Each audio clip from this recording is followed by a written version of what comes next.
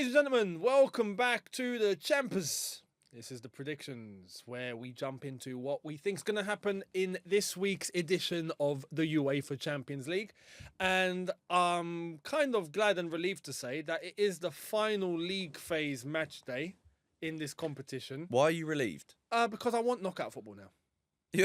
Eunice is that at that time of the year where it's like, no, I'm done with the league. I want chaos. You want chaos? Bring me two legs. Bring me, just carnage. But surely you don't want a playoff for Chelsea. Of course not. You don't. No, I don't. Of course I not. look at some of those teams, mate. Honestly, this table is actually a bit baffling.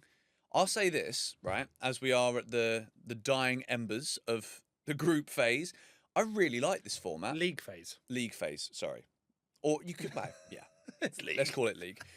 It's actually quite good. Do you like it? Yeah, I do. I do. I think it's better than I anticipated.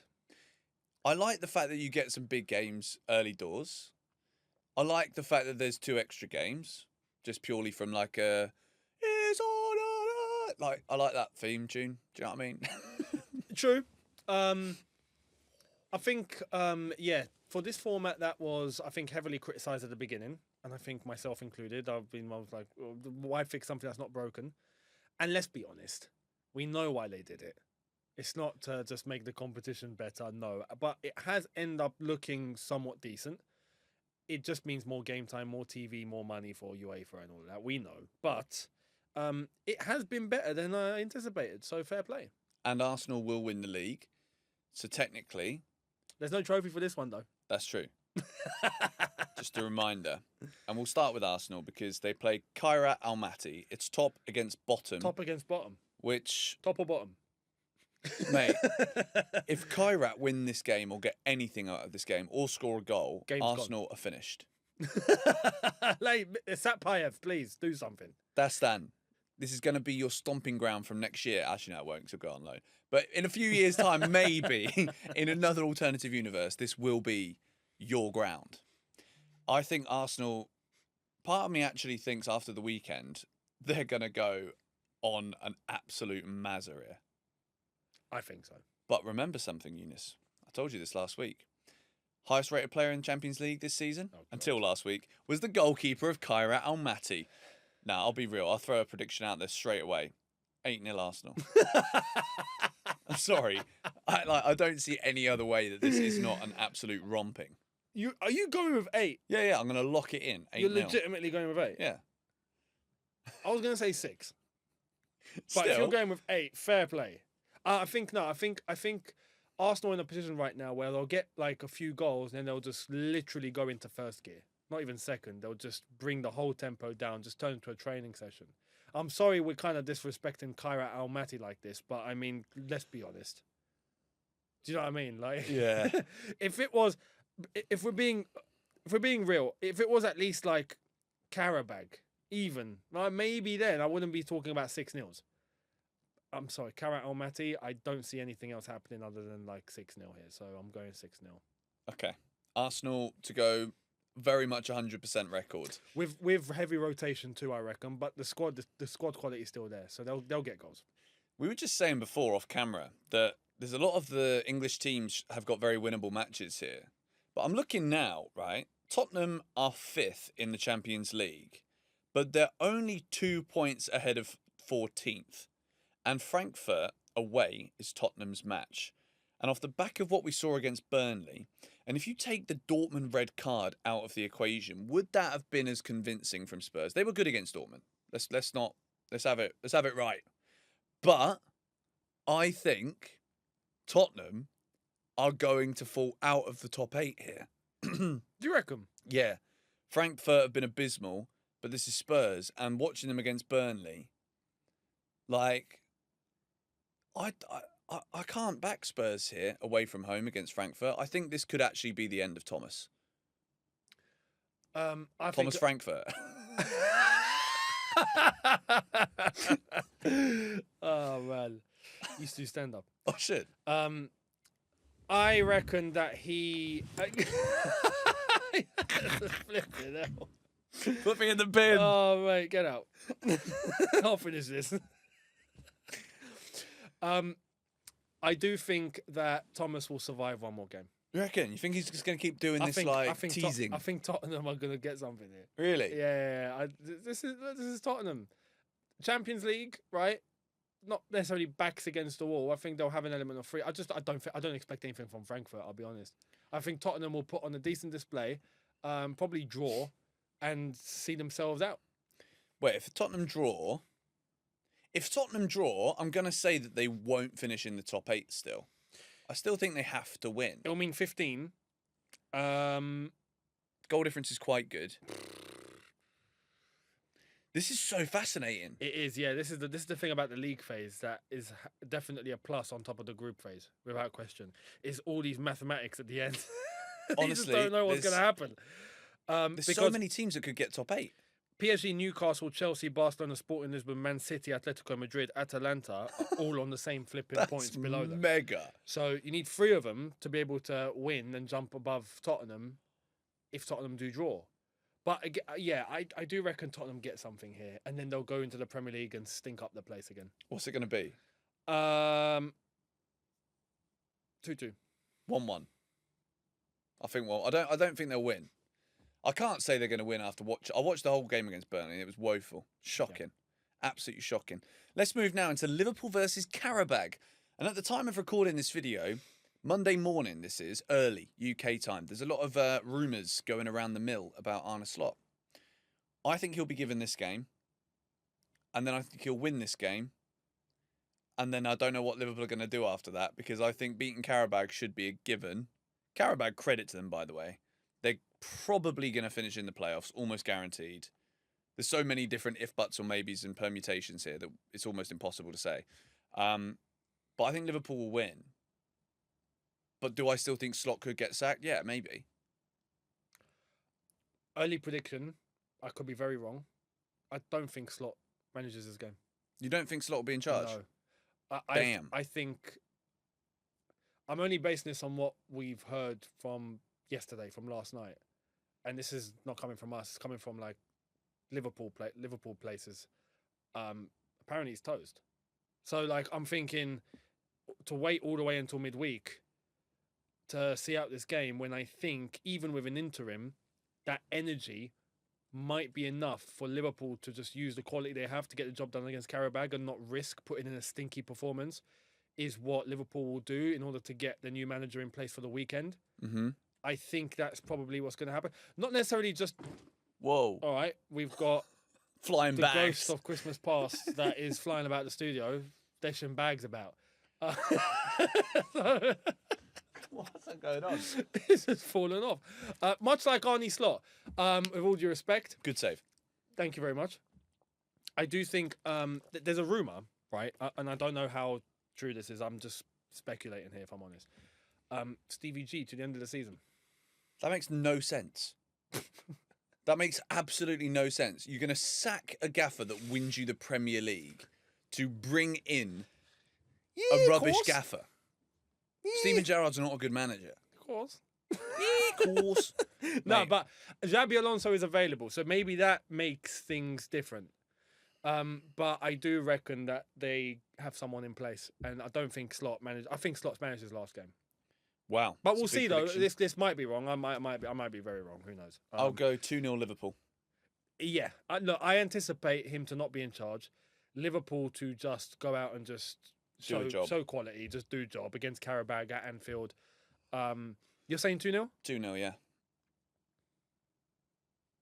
I'll go 3. Poor Qarabag. Probably disrespected. They will always be disrespected. We'll do a playoff predictions. Qarabag are actually in the playoff spot right now, so yeah, mate, they're still gonna probably finish in it. I reckon they will. To be fair, yeah, I reckon they will. Let's move into Man City Galatasaray, because City have been very up and down. Even in the Champions League, they've lost 2 of their last 3. They're 11th. They need a result here at home to a Galatasaray team who are also probably in the playoffs. They know that they can't get the top 8, most likely, because, well, they can't get the top 8.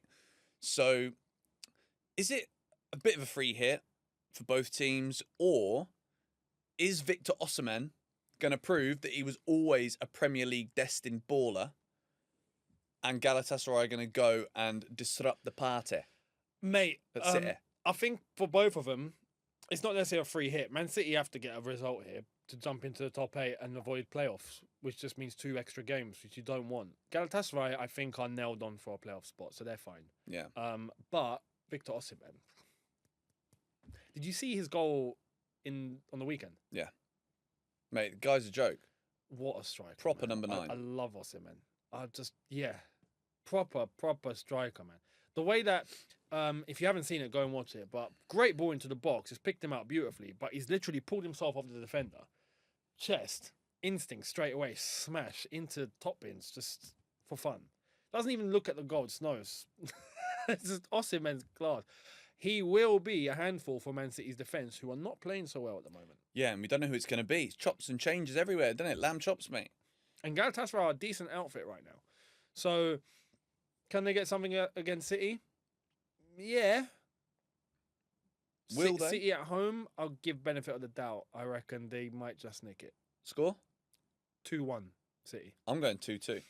Oh. I think Galatasaray will get a result. Fair play. Big game for Chelsea, though. Away in Naples. Napoli versus Chelsea. We all know that the history of this fixture has been interesting, to say the least. Chelsea on the way to winning the competition. Let me just remind you, 2012, fantastic, famous year. 3-1 down in the first leg of the last 16 in Naples. Andre Villas-Boas was then sacked as the manager after an awful performance, and Chelsea went on to win their first of 2 Champions League trophies. Can I just say, when that sacking did happen, I was officially born on this platform. Eunice became a real person then. Yeah. That sacking was what I was waiting for. And then match reviews began. So, yeah, shout out AVB. I like what he's doing at Porto, though. Big up to him. Yeah. But, yeah, Napoli, we've got good history against Napoli. Even there was that home leg that we had against them, and we got the job done by turning the whole fixture around, going on to win the Champions League. This Napoli now are, I think, for the last few years, have been stronger than that Napoli we beat in 2012. But right now, I think it's very Antonio Conte-esque. And what do I mean by that? Is when it comes to cup competition, they kind of stink. But when it comes to Serie A, when it comes to league form, they're doing well. They're not really. They're 4th. Context. Yeah, context. I think when you look at Serie A as a whole right now, Inter Milan, AC Milan, Roma are up there, weirdly enough, big up, and Juventus are behind Napoli. It is still pretty tight. You know, 1 or 2 results, and all of a sudden Napoli are into second, competing Inter for the title. It's not disaster, right? That's very Conte-esque. But when you go to the cup competitions, we've had this. We never really got anywhere with Conte when it came to the cups. We won the except FA for the FA Cup. We won that. But I mean, overall, form could have been better. In Europe especially, could have been better. However, Napoli are not a poor team. And even though in the Champions League right now, they have been a bit stinky and they're in 25th, there is still quality there. We have to be careful.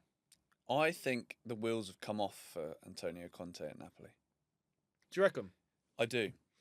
I think Chelsea are going to win this game. I've got a little weird feeling that this is going to be a big monumental night for us. But I will say this, Atalanta away, I'm still a little bit scarred by that. That was woeful, shocking. That was one of Maresca's worst days. And Chelsea away in Italy, we don't have the best record there. I remember going to Roma away under Antonio Conte, the 3-0 defeat.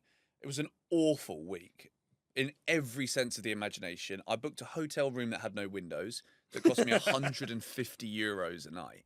Disgusting. It was horrible. We were stuck in the ground for 2 hours after full time because of suspected trouble outside.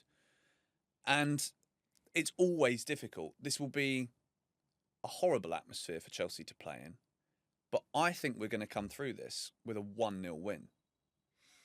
Napoli have just come off the back of a 3-0 loss to Juve. 1 win in 6 in all comps. All comps. They've just been drawing. They drew against Inter away from home. But apart from that, it's been pretty stinky. Beating Sassuolo 1-0. Drawing to Copenhagen, who were down to 10 men. And now they got to play us.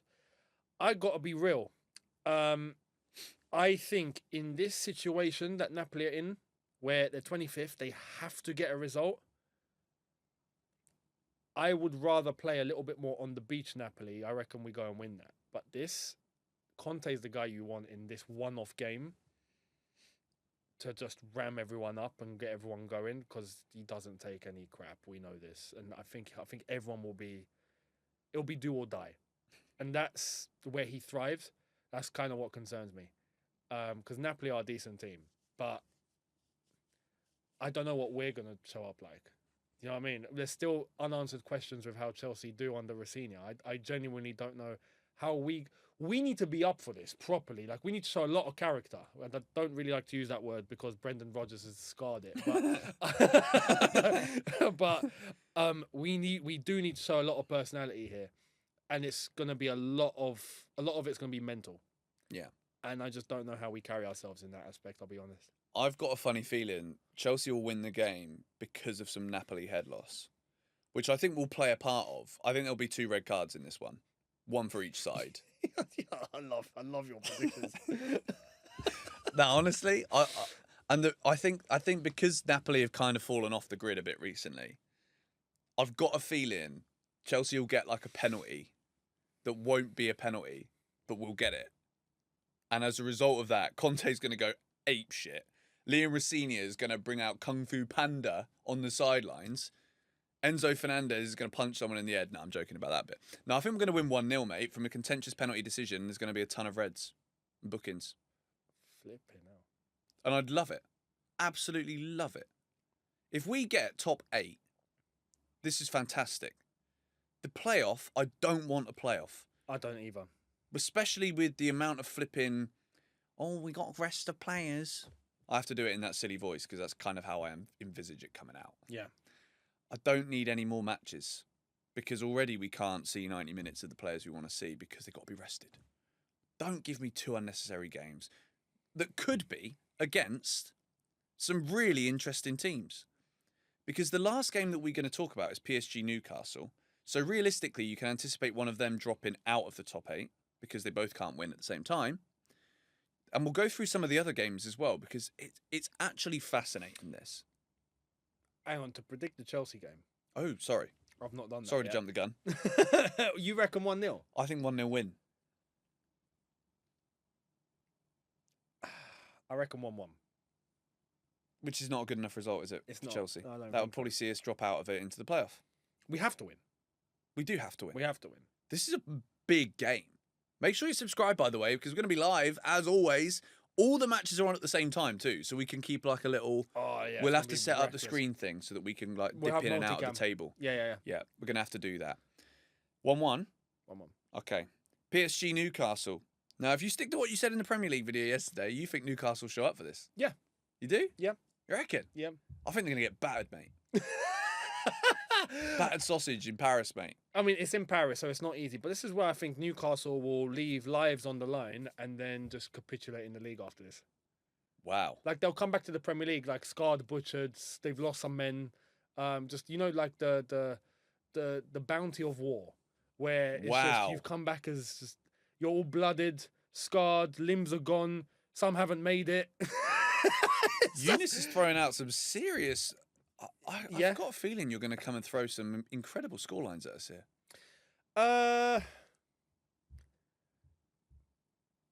PSG win 3-2.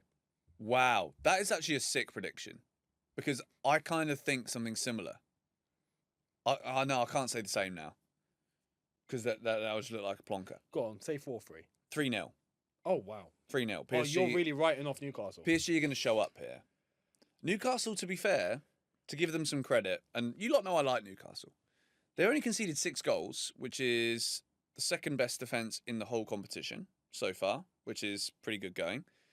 And they've been very good in the competition. They're 7th. It is technically in their hands to finish in the top 8, which would see them straight into the last 16.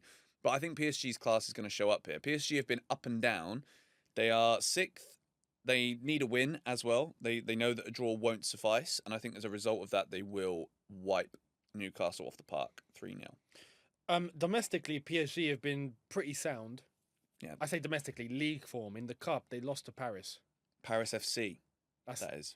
the Paris B team, you can say. It's like I looked at that and I compared it to the year 7s beating the year 11s. Do you want to know a fun fact? Go on.